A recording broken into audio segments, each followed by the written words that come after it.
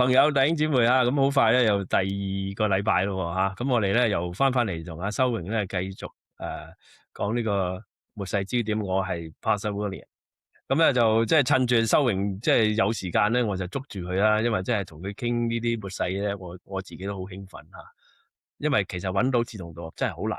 好啦，咁我哋咧就繼續嚟到講啊，我哋呢我諗應該都可以錄到20幾集。期望咧就係弟兄姊妹吓，就係去關注呢個被忽略的28%。咁啊，上一集我哋都你哋唔知道，你睇翻上一集啊，點解28%啊？咁我哋唔重複。咁我哋就直接進入呢啲經文，因為呢啲28章嘅經文咧，就會分別咧喺呢啲嘅呢7個 box 裏邊咧，我哋會同大家嚟到點綴嘅啫吓，唔係就係查。咁當然其實咧呢啲嘅經文咧需要不停要 repeat 嘅。咁所以咧，我期望即係弟兄姊妹啦、教會啦、小組啦，開始去關注呢啲經文，然後咧我哋再儲更多嘅即係傳福音嘅勇士咧嚟到解釋呢啲經文啦。咁啊需要時間啦。好啦，咁啊我哋上個禮拜咧咁我哋咧就討論咗4條問題喎吓。咁啊點解28%吓？點解被提同埋被提嗰個過程嘅先後序同埋被提嗰一刻點解咁有盼望啊？今日咧我哋就繼續討論落去被提咁咧究竟被提點解有啲咁多爭議嘅咧咁多 controversy 嘅咧呢樣嘢嗰樣嘢？我記得咧有一個神學家咧講過一樣，佢話你知唔知100年前咧嗰啲人咧係冇爭議嘅，但係神學越嚟越多研究嘅時候咧，反而咧多咗好多爭議。咁今日會唔會我哋都係聽咗好多係神學上邊嘅一個爭議，冇撥開雲霧見青天，睇到聖經裏邊其實嗰個真實係咩咧？我哋期望咧用翻一個好 organic 嘅方法咧嚟到了解聖經咁我哋從第5條咧開始再討論啦。呢度咧就講到個帖撒羅尼迦後書2章咁咧就係1到12節。咁咧講到點解咁多人唔接受教會被提後敵基督先出現咧？嗰度好重要喎，即係敵基督出唔到嚟嘅吓。咁教會被提咗先出現嘅，即係教會幾犀利咧吓。呢一段嘅經文點樣反駁教會要經過大災難？修榮你點睇？好啊，呢一段嘅經文咧就上一次我哋講帖撒羅尼迦前書第4章啦，講到主再翻嚟嘅第一個階段就喺半空帶住嗰啲已經離開咗嘅信徒咧，就佢哋即時復活，我哋喺地上咧就被提啦。咁呢個後書咧，又係嗰個帖撒羅尼迦教會入邊咧，係對真理有一啲嘅誤會啊，以至於佢哋驚慌啊！我要讀一讀第2節第2章第2節咧。保羅話：我勸你哋無論有靈有言語有冒我書信，話主嘅日子到啦，唔好輕易動心，也不要驚慌。喺前書咧，佢哋係憂愁為咗嗰啲離開咗嘅信徒憂傷。呢度咧係講佢哋驚慌。點解佢哋驚慌咧？咁原來咧係有一啲人咧係去到佢哋當中，甚至咧係假冒保羅嘅名咧，係寫信俾佢哋，話主的日子現在到了。咩主嘅日子咧？主嘅日子就係帖撒羅尼迦前書第4章講主翻嚟嘅第一個階段。即係有啲人係話俾佢哋聽咧，耶穌翻咗嚟啦，接晒啲信徒去佢嗰度啦。咁上次Pastor William 係提到以前嗰本書嗰個系列咧，係叫做 Left Behind。即係咧呢啲人係話俾帖撒羅尼迦信徒聽咧，其他啲人已經被提啦，你就冇份咁。哇！咁佢哋梗係好驚啦。當時係冇電視、冇 internet、冇電話，佢哋咧喺逼迫嘅當中帖撒羅尼迦教會咧係喺大逼迫嘅當中。而家有人話俾佢哋聽，主已經翻咗嚟啦，即係而家係喺大災難當中，教會已經被提啦。咁佢哋冇份即係咁佢哋會覺得係咪我哋信得唔真咧？係咪神嫌棄我哋呢？或者係咪保羅傳錯咗咧？點解人人都唔喺度啦？我哋留翻喺度咧，好驚慌，所以保羅咧就要話俾佢哋聽，唔係啊，未係啊，喺嗰個日子之前咧，有啲嘢要發生噶，就有個敵基督出現。呢個敵基督啦，係叫做大罪人、沉淪之子，佢做嗯，嘅係離道反教嘅事，佢係抵係啊，擋主，高抬自己，稱一切為神嘅啦，受敬拜，甚至坐喺神嘅殿裏邊，自稱係神嗯，啊！呢個係啊。敵基督一定會出現。敵基督出現就7年嘅大災難開始啦。咁嗱，呢度咧點解我覺得咧呢段嘅經文咧係好有力咁樣咧，係證明保羅教導佢哋咧係災前被提啊。嗱，第5節保羅話：我還在你哋嗰度嘅時候咧，曾經將呢啲嘢講過俾你哋聽，你哋不記得嗎？咁可惜保羅呢度冇講話佢講嗰啲嘢係咩嘢喎。如果保羅話我唔係講過俾你聽，災前就會被提，然後災難先嚟到咩？咁啊好清楚啦。但佢冇講咧，呢個就係正話 Pastor William 講嘅爭議啦。關於被提嘅爭議咧，就係到底被提係災前啦、災中啦，定係災後啦？嗱，點解我覺得呢一段嘅經文咧係好清楚話俾我哋聽？保羅教導佢哋係災前被提。嗱，大家諗下，如果保羅教導佢哋係災中或者災後被提，即係我哋要喺大災難當中一段時間，3年半好、5年好、7年好，我哋要喺大災難當中嘅時候咧，咁而家咧話我哋已經開始咗喺災難裏邊啦，就算係主耶穌已經嚟咗啦，但保羅明明話俾我哋聽，主耶穌嚟接我哋係喺災中或者災後啊嘛，咁而家災難開始咗啦。咁我哋就喺度等主耶穌翻嚟啦，我哋應該好開心先啱啊，因為我知道一係3年半，一係7年，主就翻嚟啦。咁啊幾年時間好快脆等到啦。咁嗱，但係佢哋好驚喎，佢哋好驚咧，就係因為好明顯保羅教導佢哋災前被提，所有嘅人都會被提。而家佢哋話冇份咧，佢哋先至會驚，因為啊。冇份嘅時候咧，就即係有啲問題啦嚇，你冇份被提，保羅要點樣話俾佢聽？你未開始呢個大災難，就係因為未有敵基督出現啊！所以呢一段嘅經文咧，我其實咧係覺得咧，係保羅教導佢哋係災前被提，佢哋先至會係喺冇得被提嘅時候有咁大嘅反應。嗱，有一個好多謝阿修榮啊，咁啊有一個客觀嘅環境啊，今日嘅信徒咧就好難想像啊，咁啊你都聽過咧，就係教會咧係由信徒嘅血啊嚟到咧係建立嚇，咁啊頭嗰1、2、3世紀咧慘無人道嘅啊，當時嘅尼祿王啊，其他嘅皇帝咧真係殺基督徒咧殺到盡，咁所以佢哋喺咁大嘅痛苦裏邊咧，佢哋即係覺得呢個就係啟示錄啊！嗱，所以形成咗咧，大家唔知唔知道？如果你睇一啲外文，你就會知道。你知唔知道啟示錄？今日我哋話唔教，好少教或者唔明啊！喺第1世紀啊，自從老約翰寫完之後咧，第2、第3世紀啊，嗰啲嘅牧師啊、教會啊、信徒啊，日日個個禮拜都講。OK，咁啊，因為佢哋有一個客觀嘅環境。今日我哋咧喺一個叫做老底嘉教會現象裏邊咧，我哋就講啲比較平庸啲嘅安慰嘅經文，就忽略咗呢個重要啊。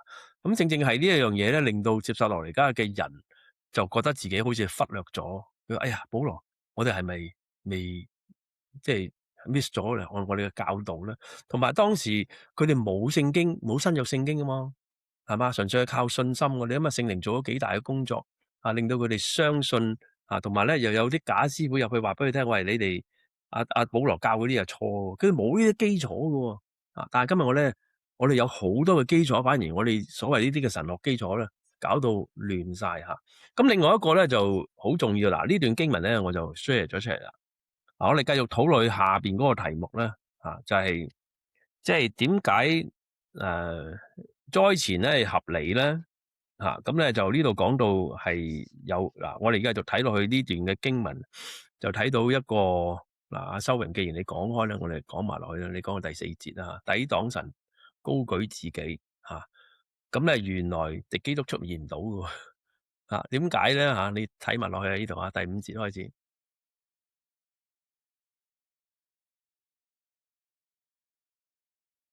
修榮聽唔聽到？聽到，係。嗱嗱，呢度咧就係帖撒羅尼迦前書啊，咁我呢度啊，你 share 我 share 敵基督你聽，未出現咧，就係有啲嘢咧係制止住佢嘅，令到佢係未出現嘅。咁因為敵基督咧係撒旦嘅僕役咧，係一個咧好有口才、好有權力嘅人咧，係世界之王嚟嘅。有啲乜嘢嘢咧係可以擋住佢嘅啦？咁係咪某一個人係擋住佢咧？我覺得咧唔係，擋住佢嘅咧係教會，同埋咧係聖靈。啊，教會就係我哋呢班基督徒，我哋呢班基督徒咧係有聖靈喺我哋裏邊，所以我哋仲喺度嘅時候咧，敵基督出現唔到啊。但係當我哋唔喺度嘅時候咧，咁啊地上咧冇教會、冇信徒、冇聖靈喺度嘅時候咧，咁敵基督咧就出現咧，就迷惑整個世界啦。所以呢一個咧亦都係教會先被提嘅其中我哋一個論點。第二咧就係、如果有睇啟示錄嘅話咧，你知道第一至到第三章咧係主耶穌寫俾7個教會嘅7封信，所以咧喺呢三章嘅經文裏邊咧，教會呢個字係出現咗19次嘅。好啦，到第4章開始咧，一路咧到19章裏邊講嘅係嗰7年嘅大災難當中咧，一次都冇提到教會喎。咁咧係咪教會消失咗咧？大災難當中完全冇提到教會，就因為教會已經唔喺地上啦，地上仍然仲有信徒。因為大災難當中好多人信主啊，要但係呢啲信徒咧係唔係教會，唔嗯係教會時代嘅信徒，所以要教會時代嘅信徒咧係教會被提而結束，喺大災難當中咧就冇教會啦。呢個係災前被提嘅其中一個理據。第二個理據咧，就係、我哋上次都有略略提過咧，就係、7年大災難嗰個目的到底係咩咧？個嗯目的係向住猶太人要懲罰猶太人，因為佢哋不信，所以要佢哋經過好大嘅災難。但係更加重要嘅咧，7年嘅大災難咧係拯救呢啲信徒嘅。我有提過話喺大災難嘅時候咧，會有144000個宣教士咧係出現啊！呢啲宣教士咧係咩人嚟嘅咧？呢啲宣教士咧，全部係猶太人嚟嘅喎。點解我知道咧？因為喺啟示錄嗰度咧，係講俾佢哋聽，144000個猶太人咧係喺邊個支派出嚟嘅？12個支派，每個支派咧係12000人。嗱，呢啲猶太人嘅宣教士係點樣會走出嚟咧？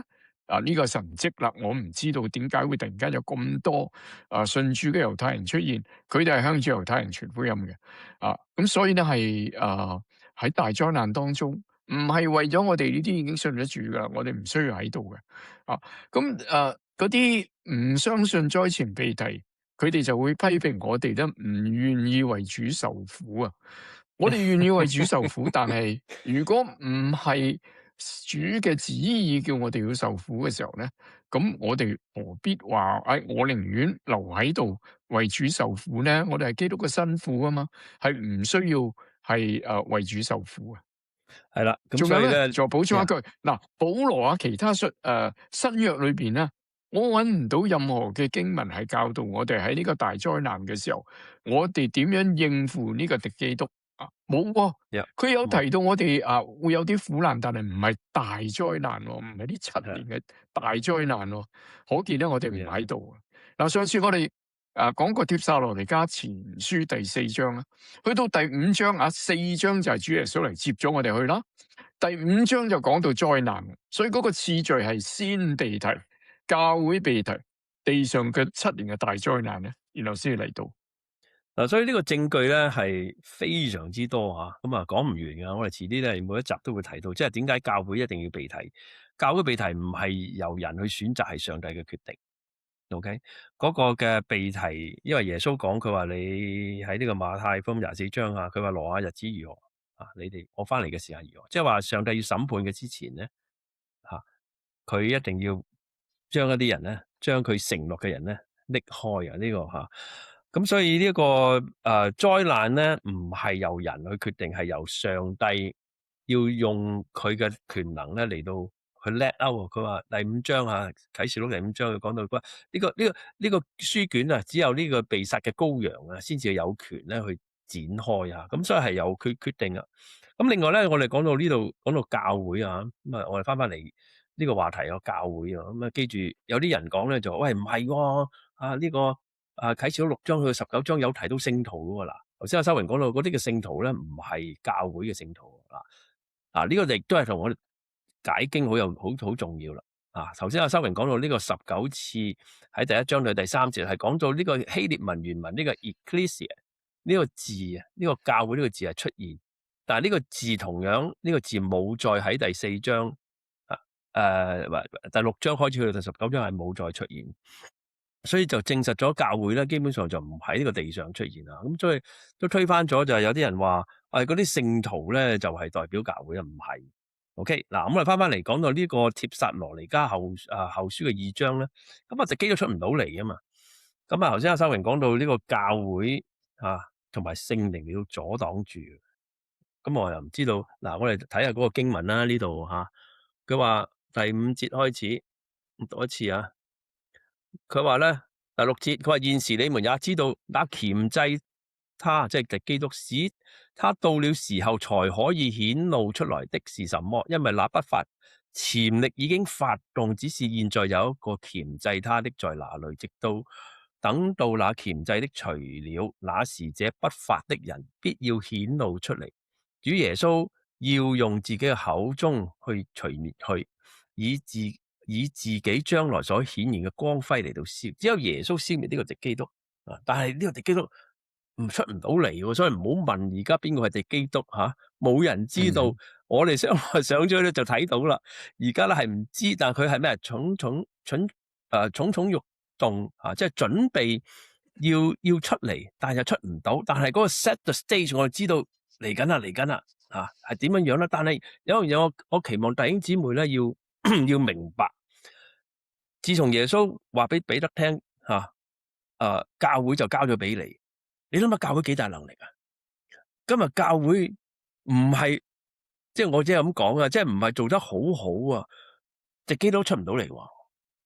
你諗下教會幾大能力啊？即係話教會今日我哋做到可能譬如咁講啊，即係唔好意思我咁講，即係譬如我哋做到10%我哋應該要做嘅嘢，敵基督出唔到嚟喎。何況如果我哋一班嘅信徒願意嚟到努力嘅時候，咁敵基督係冇能力能夠去入侵你喺呢個世界嘅裏邊咁我期望咧，即係弟兄姊妹咧要受鼓勵咁讀聖經咧，你就知道我哋今日做教會喺教會裏邊嘅工作係要將上帝嘅話咧係講俾大家聽好，修榮有啲咩想補充？我頭先咧係提到咧，係保羅彼得咧喺新約咧係向教會發出嘅書信當中咧，係冇提到教會應該點樣面對大災難嘅。反而保羅咧喺帖撒羅尼迦前書啦第1章第10節咧係話，我哋係等候佢嘅兒子從天降臨，就係他從死裏復活的那位救我哋脫離將來憤怒嘅耶穌呢度似乎咧係保羅係話俾我哋聽咧，我哋喺度等緊佢嘅兒子嚟降臨，嚟接我哋到佢嗰度去，係脫離咗將來憤怒嘅耶穌。我哋係唔需要經過，因為大災難係神嘅憤怒係傾到喺地上啦嘛。咁我哋呢班已經得救，係等緊新郎哥嚟接我哋嘅啦。呢個地上嗰個大災難咧，係對我哋嚟講咧係冇咩意思噶啦。係啦，咁咧就唔好再 argue 啦，因為如果你 argue 咧，你就要揾咗嗰啲經文咧去支持你嗰個論點，就係我哋要進入大災難。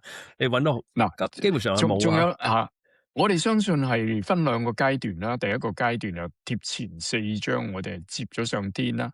然後啟示錄19章咧，我哋係翻落嚟啦。咁一上一落咧，呢2個階段咧，災前被提嘅話，咁呢個災係7年啊嘛，我哋咪喺天上嗯7年咯。但係你話係災後啊，嗱，相信災後嘅人咧係多過災中嘅。咁嗯，災後咧，我要問佢嘅就係、好啦，咁你話7年嘅大想象唔到。災難，我哋都要經過啦嚇，咁然後耶穌喺7年嘅大災難就嚟完結嘅時候咧，就喺半空出現啦，貼切第4章啦，接咗我哋上天啦。咁跟住又翻落嚟喎，啟示錄咪即係十九打個圈咁章喎，啊嚇，U-turn 咁啊一上去又落嚟，咁啊好似冇乜意風車思啊。咁樣，好似過 Yeah，山車上去就落嚟，咁何必咧？不如我喺地度等耶穌翻嚟啦，因為都係要翻嚟 yeah，地上啊嘛，進入千禧年啊嘛。咁接我上去，嘣一聲又翻落嚟，咁有乜意思咧？所以所 yeah，以災前被提有7年咧，我哋羔羊嘅婚宴喺天上咧，同主耶穌喺埋一齊咧，我哋真係好期望住覺得冇嘅。嗰一日咧，我哋喺天上啦。仲有呢喺地上，如果我哋係被提啦嗱，我哋唔需要經過死亡喎。嗱，呢個係好少數嘅，歷代以嚟你諗下，嗱，我哋唔知教會時代有幾長啦，肯定咧就係好短好短嘅時間嘅啫，即係對整個教會時代嚟講咧，我哋而家喺地上咧好短好短嘅時間嘅，所以咧我哋唔知道咧會有幾長嘅，但係隨時係會完結嘅。嗱，咁順便都提一提嚇，教會點解如果你頭先講到有人話第19章就被提又落翻嚟咁樣啦，咁你點樣解釋啟示錄嘅第4、第5章咧？OK，第4章就講到約翰突然間喺上面睇到天上邊嗰個嘅敬拜嘅景象。OK，咁教會就提咗喺天上面同耶穌一齊嚟到咧係喺呢個寶座裏邊咧同佢過呢7年咁所以呢個景象咧係暫時嘅喎。之後嗰1000年咧就係永恆，去到永恆翻嚟個地面上面咁所以呢個觀念我哋要慢慢去改變，因為如果唔係咧，我哋成日都以為我哋死咗咧就係着住個白袍不停喺度唱歌，咁我點解要上天堂咧？咁悶到死咁樣係嘛？即係呢啲觀念我哋都要搞得清清楚楚。好啦，我哋翻嚟我哋討論嘅問題。嗰個教會你講到第4、第5章啟示錄啦天上敬拜咧有24個長老，呢個長老咧其中一個解釋咧就係代表教會，即係教會已經喺天上，我哋已經喺天上敬拜啦，咁即係已經被提啦，全部都已經喺天上啦。咁呢個我哋遲啲去到呢啲經文咧，我哋深入去調查，深入去查考啦。嗱，我哋翻去咧今日嗰個討論啊嘛討論咧就係我哋嚟到第6條咧，就係災前被提穩陣啦分別教會與以色列舊約預言字面應驗3個原則。OK，咁呢個我哋講咗啦。咁我哋嚟到咧就係睇下第7條我就揾翻嗰個嗰啲題目出嚟啊。即係批評教會災前被提嘅咧，就係話你班基督徒咧唔肯為主受苦，避開咗，唔想喺大災難當中。咁即係如果神嘅旨意係叫我哋係唔使經過呢個大災難。我哋何必要拍心口自己話，我自己要喺大災難裏邊先至咧係代表到我對主嘅忠誠，我要為佢咧係受災難，唔需要受災難嘅，你何必你話我要夾硬我要受災難咧？咁嗱好啦，咁咧就呢度常見咧就係即係被提咧，就叫到啲人好懶喎。咁阿修榮你又點睇咧？即係點解即係你被提咁反正都走啦，咁咩都唔使做啦，咁樣你又點樣去即係鼓勵翻我哋基督徒咧，唔好咁樣即係用呢個觀念嗱，咧？如果我哋被提上天咗7年，如果我真係啱咧，就係工作嘅審判啦，論功行賞，主要將冠冕係俾過我哋。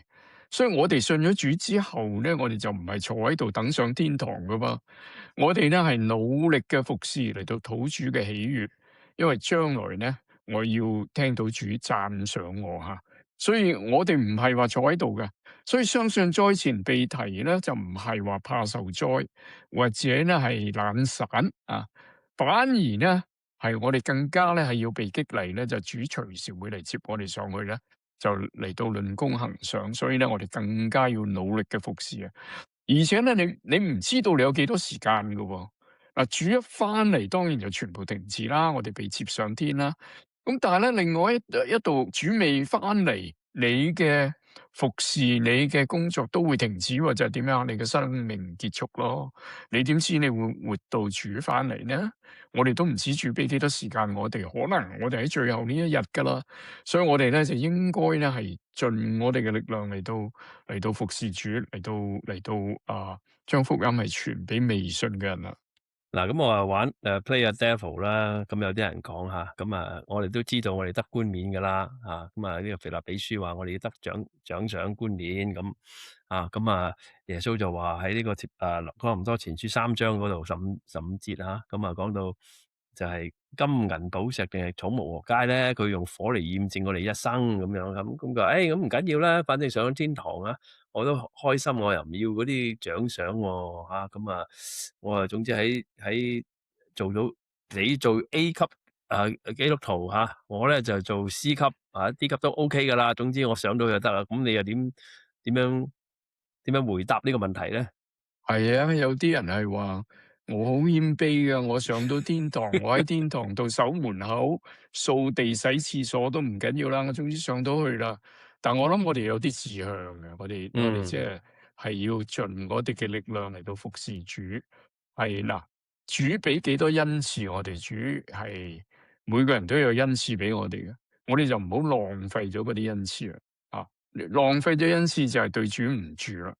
主賜俾我哋有幾多，我哋用嗰個完全嘅做喺佢身上千祈咧係唔好收埋，好似嗰個又懶又惡嗰個僕人啦，係將主人俾佢嗰啲錢咧係埋喺個地下嗰度將來會好後悔。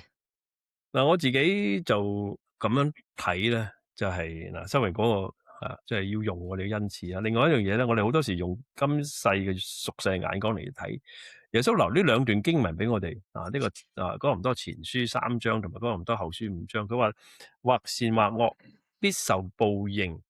咁當然呢一個叫做審判台前嘅審判咧，就唔係俾未信嘅人。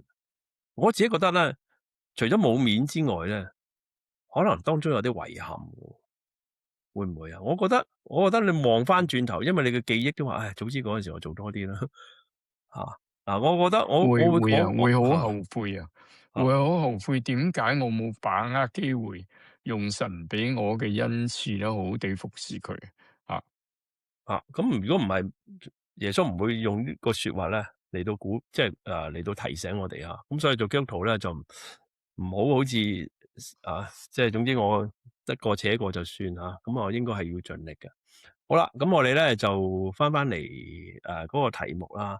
咁我話我哋去講下呢個第8條，因為上次呢個咧就我提出嚟嘅，就話我賣下關子美國點解幾乎唔喺聖經裏邊，或者應該冇提過美國呢一個嘅預告咧，即係美國冇喺末世裏邊。呢個跟災前被提有什麼關係？如果美國消失，會對全球有什麼影響？修榮你點睇咧？美國就係基督徒最多嘅地方，美國基督徒全部被提唔喺度咧，美國咧就剩翻落嚟嗰啲咧，就而家嗰啲 woke 嗰啲啦，嗰啲咧左翼嗰啲啦，嗰啲共產黨嗰啲社會主義嗰啲咧，佢就開心到不得了啦，因為而家咧基督徒係阻住佢啊嘛，墮胎又話唔得，變性又話唔得又唔應該吸毒噶。而家冇晒啦，冇晒束縛啦，你諗下地上會變成點樣樣咧？咁美國又會變成點樣樣咧？老實講，而家美國咧係因為有好多保守嘅基督徒喺度，有好多保守嘅州。你諗下，成個美國咧係南州咧，好似今日嘅民主黨民主黨嘅直情而家咧係向住社會主義、共產主義進發個個係魔鬼嚟㗎。成個美國如果係咁樣咧，好容易就被 destroy 啦。即係喺世界上邊咧已經可能變成一個3、4流嘅國家，自己整死自己啊！ Yeah. 你諗下，成個國家都係 homeless，成個國家都係 illegal immigrant，罪案係完全唔 prosecute 嘅，完全係冇上帝、冇聖經、冇信徒喺度咧。你諗下會幾恐怖？我諗即係美國咧，到時咧，即係會直情咧，如果仲有翻美國喺度咧，根本上已經咧係一個無關重要嘅國家啦。所以 Yeah. 聖經裏面真係冇美國嘅蹤影。好啦，咁順便用短時間咧講講呢個但以理書啊，就講到有幾個帝國喎，但係就冇美國呢個帝國啦。咁如果我哋有留意呢個但以理書第2章嗰個尼布甲尼撒王發夢嗰個像咧嚇，就係有金頭啦，即係巴比倫啦，跟住個膊頭咧就係呢個嘅馬代波斯啦嚇，跟住咧就係嗰個肚就係希臘，跟住就羅馬。OK， 羅馬再分開2隻腳。OK， 嗱，咁呢啲實在嘅帝國出現咗喎，但係嗰2隻腳係咩咧？咁啊，大家都知道由羅馬分裂咗東西歐啦，羅馬，咁跟住仲有講到喎，佢話嗰隻腳咧就半泥就半鐵喎。嗱，呢個冇講到帝國啦。咁但係我哋如果喺從歷史角度去睇咧，我哋知道有2個帝國。嗱，我所謂影響全世界2個帝國，第一個就係英國帝國啦。唔使講啦，係咪殖民地？第二個就係而家喺美國啦嘅帝國啦。咁呢2個帝國咧都有同樣嘅情況，就係佢個軍力好強大，但係佢內部咧嚟到腐化佢。咁啊，到最後嗰個帝國就係耶穌基督嗰個石頭啊，嗰個永恆嘅帝國嚟到破壞呢樣嘢。咁我就覺得即係有一個現象咧，但以理已經講咗呢個預言咧，就係你而家睇到美國呢個民主黨嗰種嘅 woke。就係咪內部係泥外部就有川普總統呢種嘅強大。咁但係呢有一日當呢個好嘅基督徒全部，即係呢啲基督徒全部被提嘅時候，咁呢個撒旦咧就會出嚟啦。咁呢個咧係一個好合理嘅推測同埋解釋就係話美國係唔好再咩嗰隻鷹就代表美國嗰啲冇OK， 因為如果好明顯咧，我哋查聖經咧就係有就有，冇就冇有希臘，有羅馬，有呢個巴比倫甚至乎有俄羅斯有伊朗呢啲嘅名都冇美國呢個名咁所以大家唔好再揣測啦，用呢個正經讀呢個聖經咧，你就用呢個方法讀聖經咧，你就會明了。好啦，呢個咧就係上次大家只要係諗下咧，美國50個州全部變晒藍州，而且咧係罪惡啦，唔單止係容忍添嘛，鼓勵添嘛，全地罪惡，全地藍州，總統鼓勵大家為所欲為，完全冇任何嘅屏障，你中意做咩就做咩啦。你諗下，美國會變成點樣樣？就翻去呢個創世記嘅第5章第6章嗰度個洪水嚟之前嗰個冇王管無法無天。好啦，咁呢個咧就第9條咧就係上次阿修榮話賣關子咁你又解釋下啟示錄17:5嗰度點解咁驚訝咧？呢個約翰嗱，啟示錄17章咧，我由第3節讀我被聖靈感動，天使帶我即係約翰去曠野嗰度啦。佢就見到一個女人騎喺一個朱紅嘅獸上，獸有7角、7頭10角，遍體有褻瀆嘅名號咁呢個咧就係撒旦嘅僕役啦，呢個係個大淫婦啦。呢個女人咧就穿住紫色同埋朱紅色嘅衣服，用金、用寶石、用珍珠為裝飾，手攞住金杯，杯中盛滿可憎之物，就係佢淫亂嘅污穢咁呢個女人咯，大淫婦咯，喺佢嘅額頭上邊咧寫住奧秘哉，大巴比倫作世上嘅淫婦，一切可憎之物嘅母咁呢個咧即係最腐敗、最差噶啦咁咧佢就第6節我又看見那女人喝醉了聖徒和聖徒嘅血和為耶穌作見證人嘅血，即係佢迫害信徒、流信徒嘅血。留意最後嗰度講話，約翰看見就大大地稀奇。我個問題就係點解佢見到呢個婦人飲信徒嘅血，即係迫害信徒，係會大大嘅稀奇呢？迫害信徒自古至今都有㗎啦，嗯啊，有咩咁稀奇呢？約翰自己都俾人迫害，放逐咗去拔摩島嗰度。咁將來有個大淫婦出現迫害信徒，點解會覺得稀奇呢？我知有一個答案啦，就係佢睇到呢個女人嗰個身份，嗰個 identity，到底呢個女人係代表邊個？呢個淫婦啊，淫婦即係與世界為友係與魔鬼為友。但係稀奇嘅咧，即係話本來呢一個女人咧係唔應該係迫害信徒嘅，但係佢竟然係咁樣迫害信徒，所以佢覺得大大稀奇啊！咁呢個同呢個女人嘅身份啊，我覺得有啲關係，有啲關係。嗱，咁我哋上次講到話咩教會大合一嗰啲宗教大合一嗰啲咧，邊個喺度推動緊咧？我就話係天主教推動。我相信有可能咧，天主教咧喺嗰個大災難當中咧，佢係同世界聯合大合一啊嘛。然後咧，佢係迫害信徒。我睇下啲歷史咧，天主教有冇迫害信徒咧？有啊，我擺咗喺我個網址上邊。天主教嗱，我唔係話成個天主教咧都係異端，都係假嘅。但係天主教裏邊咧，佢推行呢一啲嘅世界大合一咧，呢啲咧係違反聖經嘅。佢做好多嘅嘢都違反聖經嘅。聖經從來冇講話係教皇無誤嘅，從來冇講話瑪利亞係冇罪嘅，從來冇講係需要輪迴，係需要買贖罪券嘅。天主教加咗好多嘢呢啲係啦，喺末世嘅時候，呢天主教有可能咧係幫住個敵基督咧，係嚟到迫害嗰啲信主嘅人。我哋知喺7年大災難當中，信主嗰啲人咧係迫害得好犀利嘅，可能咧就天主教迫害信徒啦。天主教迫害信徒呢樣嘢就真係會令到人好稀奇嘅。你天主教唔係話第一任教皇係彼得咩？天主教你唔係話你先至係真係初期教會嗰個延續咩？只有佢先至係真正嘅信主嗎？有冇可能佢哋喺大災難當中係同敵基督一齊嚟迫害信徒？